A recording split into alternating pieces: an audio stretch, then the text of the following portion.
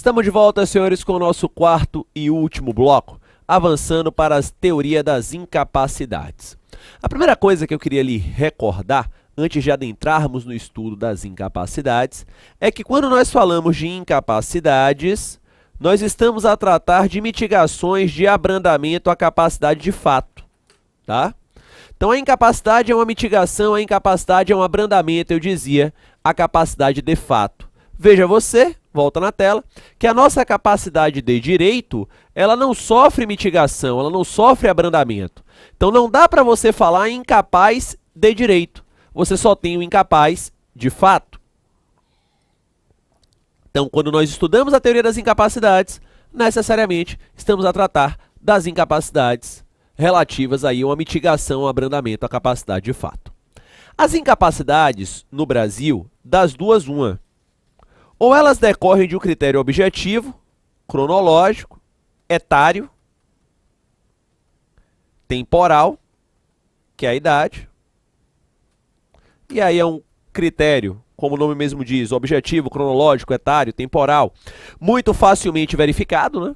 Então você pega lá a certidão de nascimento do sujeito, RG, algum documento daquele cidadão que registre a sua idade e você já tira essa dúvida de forma muito tranquila. Então, se você quer saber se o sujeito tem capacidade ou não, você verifica o seu RG. Menos de 16 anos, ele é absolutamente incapaz. Entre 16 e 18, relativamente incapaz. Maior de 18, ele vai ser capaz. Não há dúvida. E temos um segundo critério, que é o critério subjetivo, chamado de psíquico. Este, um pouco mais difícil de você verificar na prática, no caso concreto. Porque o critério subjetivo, o critério psíquico, ele decorre de uma patologia. Ele decorre de uma patologia ou de alguma questão do sujeito subjetiva que o incapacita para atos da vida civil. Daí porque o reconhecimento do critério subjetivo, o reconhecimento do critério psíquico demandará um processo. É o chamado processo de interdição. Então você vai ter um processo, que é um processo de interdição, e nesse processo de interdição você terá ali uma decisão judicial que reconhecerá ou não aquele determinado indivíduo como incapaz. Gente, quando eu falo em processo de interdição, eu estou falando de um processo que não é um processo simplista não, viu? É porque as pessoas acham que interditar outrem é muito fácil, né? Ah, Luciano, meu pai não está muito legal, vamos interditar. Não é assim não. O processo de interdição é um processo extremamente cauteloso, tá? Ele exige, por exemplo, que o magistrado entreviste pessoalmente o interditando. Claro, para que o magistrado colha ali as suas percepções em relação àquele sujeito, se ele é capaz ou se ele é incapaz. Eu me lembro muito bem que há muitos anos atrás eu fiz uma audiência de interdição em que o juiz fez uma série de perguntas ao interditando. Geralmente são perguntas em que quer se verificar se o interditando tem condições ou não de praticar os atos da vida civil. Dentre essas perguntas, questionou-se, por exemplo, o juiz questionou, por exemplo, ao interditando, se ele sabia quanto valia R$100. E aí pegou uma nota de R$100 e falou, o senhor sabe quanto é que vale isso aqui, essa nota? Aí o interditando pegou a nota e falou, são R$100, né? Aí o juiz perguntou, e faz o que com esse dinheiro? Ele falou, compra-se muita coisa com R$100, eu consigo fazer o mercado de minha casa, comprar muita coisa, feijão, arroz, carne, são R$100. Aí o interditando pegou a nota e botou no bolso. Meu amigo, para pegar essa nota de volta desse cara, deu um trabalho, meu velho. Já, o senhor me devolva a nota? Ele, não, a senhora me deu. Né? Eu falei, doutor, eu acho que esse cidadão é capaz, viu? Porque, né, viu R$100 passando, já segurou na mão ali, não deixou partir não. Então, o juiz faz ali uma série de perguntas ao interditando. Obviamente que o juiz também não deve fazer perguntas muito complexas, né? Eu me lembro que eu fiz uma audiência uma vez que ele perguntou pro interditando quanto era o quilo de feijão. Eu falei, doutor, nem eu sei quanto é o quilo de feijão hoje. Né? Tô sendo sincero com o senhor, se eu fosse interditando, o senhor ia me interditar aqui agora. Né? Então, são perguntas do dia a dia que dá até hoje, qual é o dia da semana, como é o nome de seu pai, o nome de sua mãe, qual é o seu endereço, pronto. Perguntas, eu dizia, do dia a dia. Perguntas para se verificar se aquele sujeito tem ou não condição de praticar atos da vida civil. Como o juiz não é médico, além da entrevista pessoal, o interditando sofrerá uma perícia. Ele vai ser periciado por um médico indicado pelo juízo. E este médico, ao periciar o interditando, vai ali informar, determinar se ele é ou não é capaz, através dessa perícia médica dita obrigatória. Tá? Então tem que ter essa perícia. Então não é um processo simplista. O interditando tem garantido a sua defesa, Se ninguém for nomeado para defender o interditando, vai ser nomeado um curador especial, que geralmente é a Defensoria Pública. Então, é um processo que tem os seus desdobramentos, que vocês estudam lá em processo civil. Ok. O que me interessa aqui sobre a interdição especificamente, por isso que eu falei um pouquinho do procedimento, são duas dúvidas que costumam pintar em provas de concurso. Vem comigo na tela. A primeira dúvida é a seguinte. Se o sujeito já foi interditado e praticar atos em intervalo de lucidez, estes atos serão considerados válidos ou inválidos, né? Vou explicar para você compreender. Imagine que um determinado cidadão tem uma doença que chamam alguns de flutuante. Tem dia que ele está bem, tem dia que ele está mal. Cidadão tem lá uma doença flutuante. Tem dia que está bem, tem dia que está mal. Só que ele flutua tanto, que no processo de interdição se entendeu que o melhor é interditá-lo. Porque quando ele estava mal, ele acabava ficando muito mal, às vezes, né, praticava atos contra a sua integridade física, enfim, ele precisava se tratar, né? Esse sujeito aqui em Salvador, diria-se que esse sujeito é de lua, né? Sabe aquela história? Pô, tem dia que eu encontro, me abraço, faz a maior festa, tem dia que nem olha minha cara, né? Enfim, o sujeito tem ali uma doença flutuante, foi interditado por conta dessa doença para tratamento, foi nomeado um curador, está interditado. Está interditado e no dia que ele estava bem, resolveu comprar um imóvel. Realiza uma compra e venda, pratica um ato da vida civil. A dúvida é, este ato praticado neste intervalo de lucidez pelo interditando é um ato válido ou inválido?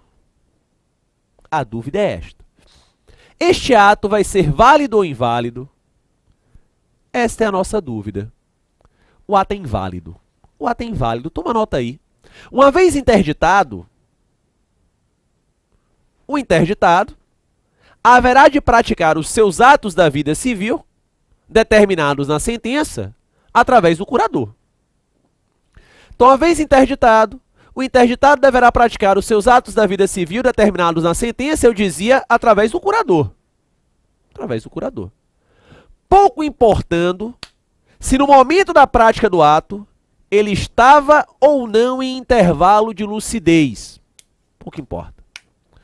Pouco importa, eu dizia, se ele estava ou não em intervalo de lucidez.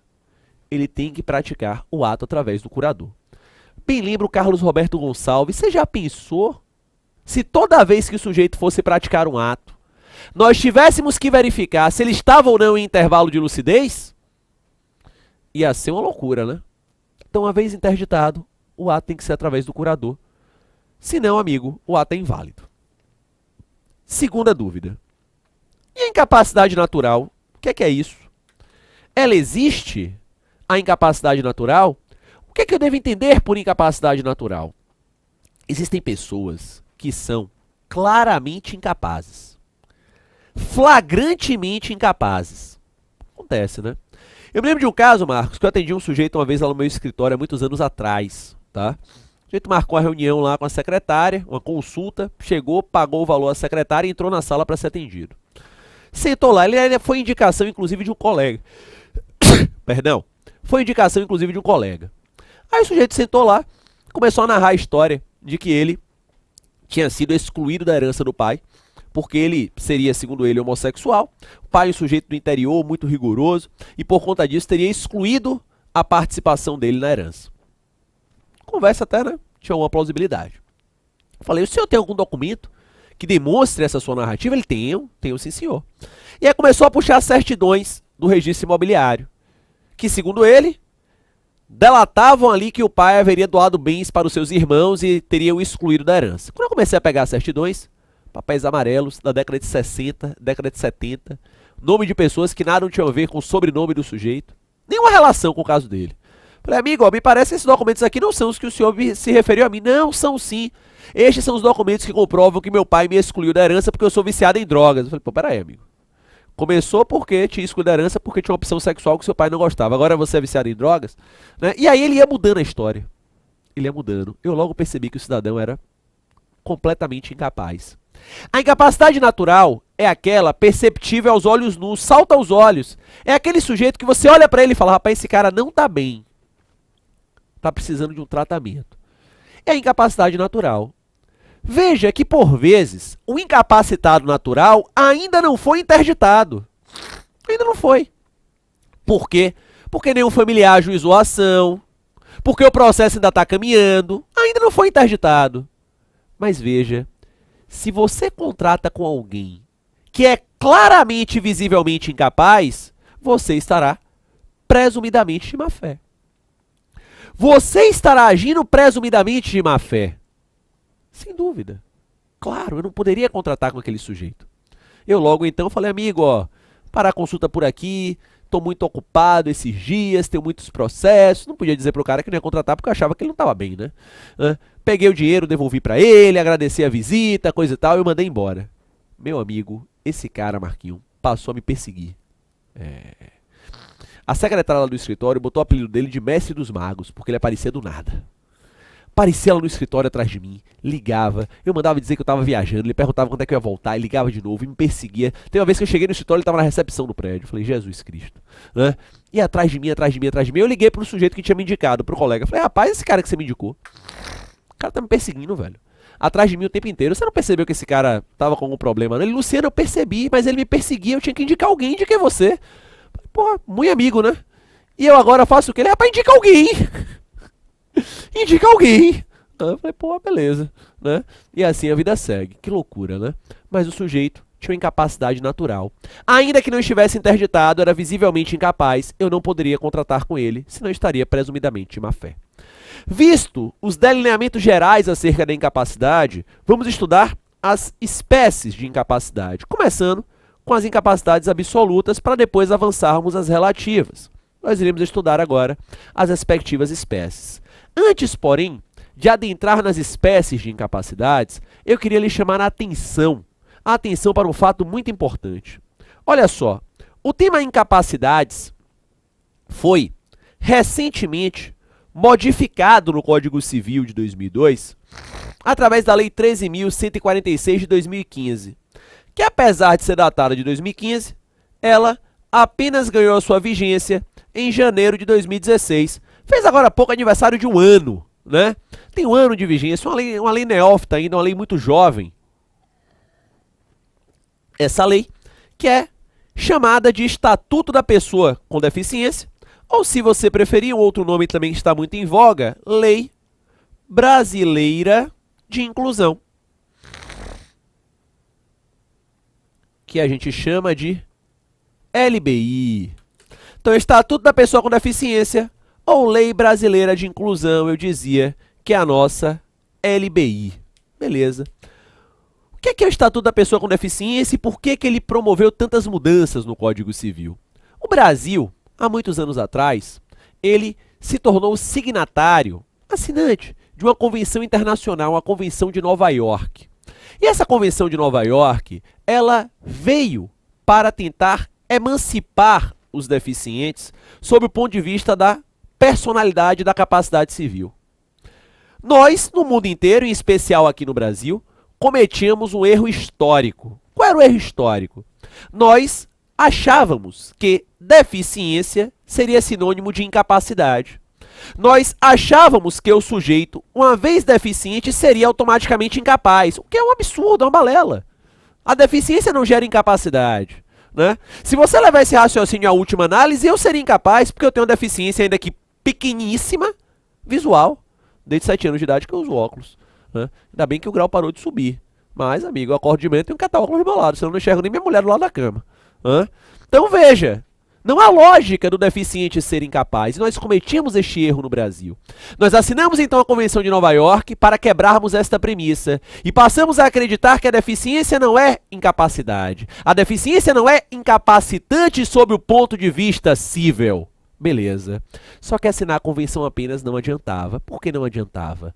Porque o Código Civil, em diversas passagens, emoldurava o deficiente como incapaz. Em várias passagens emoldurava, eu dizia o deficiente como incapaz. Nós precisávamos, então, corrigir este erro. E a correção veio através da Lei 13.146 de 2015, a qual alterou tanto o artigo 3º quanto o artigo 4º do Código Civil, tanto as incapacidades absolutas como relativas. E o fez, como eu dizia há pouco, para quebrar esta premissa enunciada. Deficiência não é incapacidade. Acabamos com isso no Brasil. O deficiente hoje no Brasil, oxalá, já era tempo, é prioritariamente capaz. Ele é prioritariamente capaz. Só será incapaz se tiver alguma causa incapacitante, como eu, você, Marcos, qualquer outra pessoa. Beleza, gente? Então nós iremos estudar o tema incapacidades, já contaminados pelas mudanças da Lei Brasileira de Inclusão, ou se preferir, do Estatuto da Pessoa com Deficiência. E assim avançamos para as incapacidades absolutas, e assim estudamos o artigo 3º. O artigo 3º, que antes da reforma legislativa, nos trazia 3 hipóteses de incapacidades absolutas. E agora nos traz uma só. Atualmente, o absolutamente incapaz será apenas o menor de 16 anos de idade. Só ele, menor de 16 anos de idade. Nós só temos hoje incapacidade absoluta no Brasil decorrente de critério objetivo. Só. Quero saber se Marcos é absolutamente incapaz ou não. Pego a sua identidade e olho. Se tiver menos de 16 anos, é absolutamente incapaz. Se tiver mais, não é. Acabou. Não tem outra opção. Não existe incapacidade absoluta por critério psíquico. Não há. Não há. Lembro você que os absolutamente incapazes, eles serão representados para os atos da vida civil. Representados para os atos da vida civil. Então, hoje, no Brasil, apenas o menor de 16 anos de idade será representado para atos da vida civil. Mas a incapacidade, além de absoluta, ela pode ser relativa. Artigo 4º do Código Civil. Nesta hipótese, o sujeito, ele apenas não poderá praticar sozinho certos atos. São incapacidades mais setoriais, incapacidades relativas. Quem são os relativamente incapazes? Primeiro da lista, maior de 16 e menor de 18 anos, que a gente chama de menores púberes.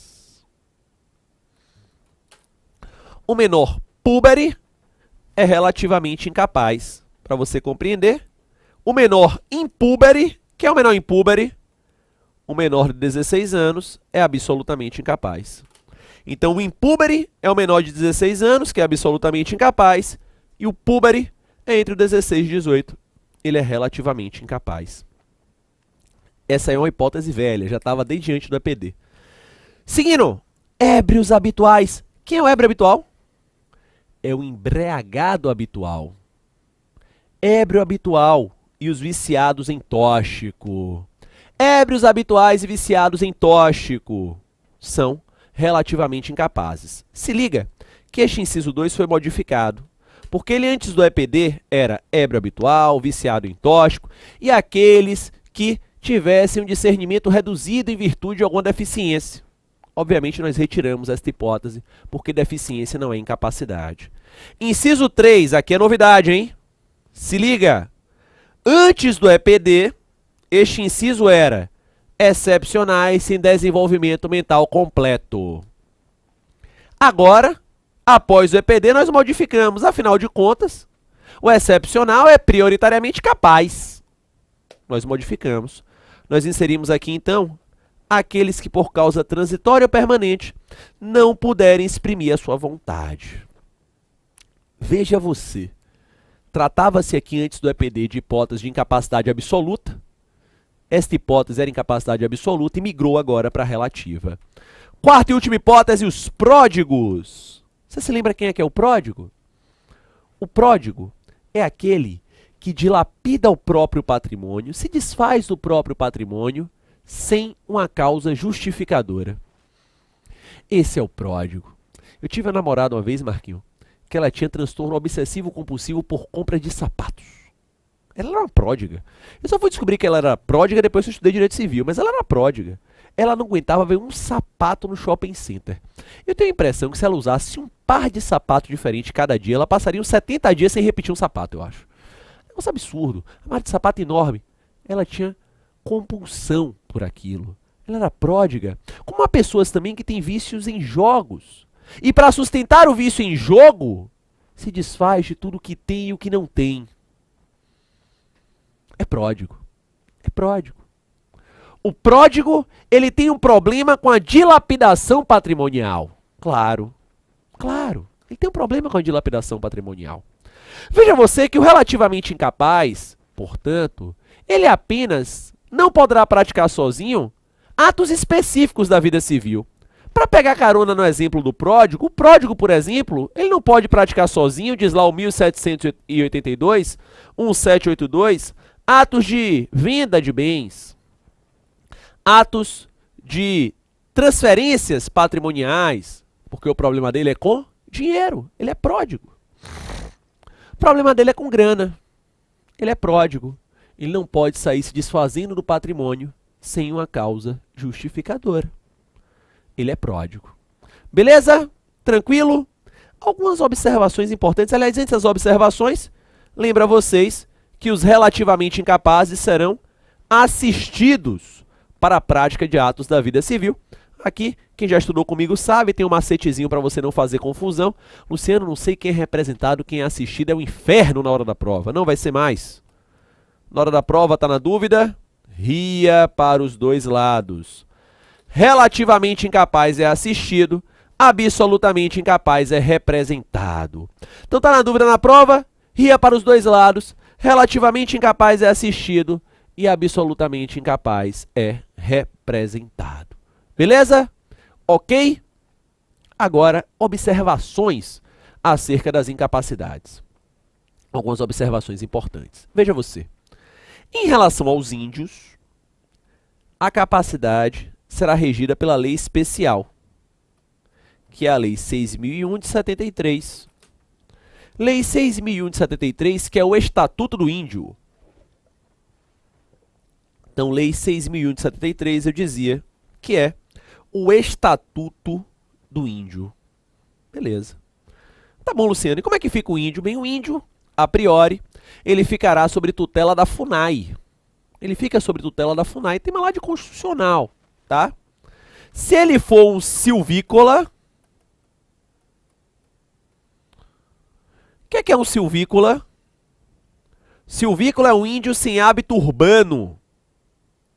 É aquele que mora em uma tribo encravada no meio da floresta. Não sabe dos nossos costumes, dos nossos hábitos. Esse silvícola, índio sem hábito urbano, que mora lá em uma tribo encravada no meio da floresta, ele será absolutamente incapaz. O silvícola, ele é absolutamente incapaz. Então, beleza. A capacidade dos índios é regulada por lei especial. Em regra, fica sob tutela da FUNAI. Lembrando que o silvícola, aquele índio sem hábito urbano, vai ser absolutamente incapaz. Segunda observação. Como fica a situação do surdo-mudo incapaz de manifestar a vontade? Antes de responder essa questão, eu queria deixar registrado que essa questão tem um equívoco técnico, né? Porque nem todo surdo é mudo, nem todo mudo é surdo. São deficiências independentes entre si. É bem verdade que quem tem deficiência auditiva congênita desde que nasceu vai ter dificuldade de falar, porque você aprende a falar ouvindo, né? Mas há pessoas que conseguem, através de tratamentos, né? Através de acompanhamentos com fonoaudiólogas e assim por diante. Ocorre que as provas às vezes perguntam, ainda que sem o rigor técnico do surdo-mudo, porque o Código Civil de 16 ele trazia a expressão surdo-mudo, e aí acaba sendo uma expressão que vez por outra pinta em prova. Tá? Então a gente tem que perguntar, e o surdo-mudo incapaz de manifestar a vontade é o quê? Veja, o fato de alguém ter uma deficiência auditiva, ou ainda não conseguir concatenar palavras, não vai gerar incapacidade, porque deficiência não gera incapacidade. Não. Agora, se o sujeito não conseguir manifestar a vontade, aí, amigo, será relativamente incapaz. Vai entrar no inciso 3. Aqueles que, por causa transitória ou permanente, não puderem exprimir a vontade. Então, entra aí no inciso 3. Beleza? Ainda nas dúvidas, a idade senil, a senilidade, o passar dos anos, significa incapacidade? Será? Em regra, não. Esse papo de que, vamos interditar meu avô porque tá velhinho, não, tá velhinho, e aí? O que é que tem? O fato de alguém estar na melhor idade, na chamada boa idade, não quer dizer que será incapaz. Não. Agora, obviamente, que se junto com o passar dos anos vem uma doença incapacitante, o sujeito tem um Alzheimer avançado, uma demência senil avançada, não consegue mais se autodeterminar na rua, saber onde está, se perde com frequência, não lembra a senha do banco. Bem, esse sujeito então não pode mais praticar sozinho atos da vida civil. Vai ser interditado. Não pela idade. Não. Vai ser interditado pela patologia. Se alguém jovem sofrer do mesmo problema, será interditado. Será interditado. Sem dúvida. A questão não é a idade, a questão é a patologia. Mas, Luciano, eu tenho a impressão que eu vi alguma coisa no Código Civil que me diria que o maior de 70 anos é incapaz. Perdão, mas você está equivocado. Não há passagem no Código Civil que incapacite alguém após uma idade. Não existe. O que você tem no Código Civil é o seguinte. Se o maior de 70 anos vier a se casar, artigo 1641, inciso 2, ele haverá de se casar no regime da separação obrigatória de bens. Isto é incapacidade? Não, não é. Não é. Isto é uma norma protetiva ao vulnerável, mas não é incapacidade. É uma norma protetiva ao vulnerável. No caso aqui, o vulnerável é o idoso, mas não é incapacidade. Não é incapacidade. O vulnerável não é incapaz. Quer ver um exemplo de vulnerável que não é incapaz? O consumidor. O consumidor é vulnerável, tem todo um código em sua defesa, que é o Código de Defesa do Consumidor, e é capaz. Eu sou consumidor e sou capaz. Você é consumidor e é capaz. Marcos é consumidor e é capaz. O idoso é um vulnerável, mas ele é capaz. Inclusive, com todas as vênias, né? Todas as licenças. Esse artigo 1641, inciso 2, é ridículo. Né? Inúmeros autores aí defendem constitucionalidade do inciso 2, eu estou com eles, porque o maior de 70 anos nesse país pode ocupar o cargo mais importante, que é o presidente da República. Nosso presidente da República, hoje em exercício, tem mais de 70, Michel Temer. Não estou dizendo se ele é bom ou ruim, ele tem mais de 70. E se ele fosse se casar, não poderia escolher o regime de bens? Então o sujeito pode tomar as decisões mais importantes do país, em tese, mas se vier a se casar, não tem como escolher o regime de bens. Qual é a lógica? Zero. Nenhuma. Então, é um artigo muito criticado. Mas está aí. Então, maior de 70 é capaz. Todavia, por ser vulnerável, por ser idoso, caso venha a se casar, vai ter o regime da separação obrigatória. O medo é, obviamente, o golpe do baú, né? É o sujeito com 70 anos, conhece uma menina de 20, e a menina não está de olho nele, mas sim no dinheiro. Enfim, e vice-versa, uma mulher de 70 anos conhece um rapaz de 20, e assim vai. Como é que a incapacidade acaba? Bem, a incapacidade ela findará junto com o seu fato gerador. Como assim junto com o seu fato gerador? Se a questão é de idade, quando o cidadão chegar aos 18 anos de idade, lógico. Se a questão é psíquica, quando ele melhorar. Ó, o pródigo interditou pra quê? Pra tratar, né? Claro. O ideal é que o sujeito seja interditado, se trate e volte a praticar os atos da vida civil. Voltou a praticar atos da vida civil, saiu da interdição. O viciado em tóxico é um exemplo clássico, o ébrio habitual, que é o alcoólatra, trata-se, volta a ter atos da vida civil, retira-se a interdição, ou como se diz tecnicamente, levanta-se a interdição. Então, se a questão é da idade, quando atingir a maioridade. Se a questão é psíquica, quando ele melhorar. Beleza? Agora ainda, um outro mecanismo de término da incapacidade, que é a nossa emancipação. Que é a nossa emancipação. Que nada mais é do que a antecipação da capacidade plena. Tema que eu e você iremos estudar no nosso segundo encontro, quando nós iremos acabar a pessoa física e iremos avançar para a pessoa jurídica. Foi um prazer enorme estar aqui neste encontro de hoje contigo. Espero que tenha gostado deste nosso bate-papo e espero revê-lo em breve no nosso segundo encontro. Um beijo e até a volta.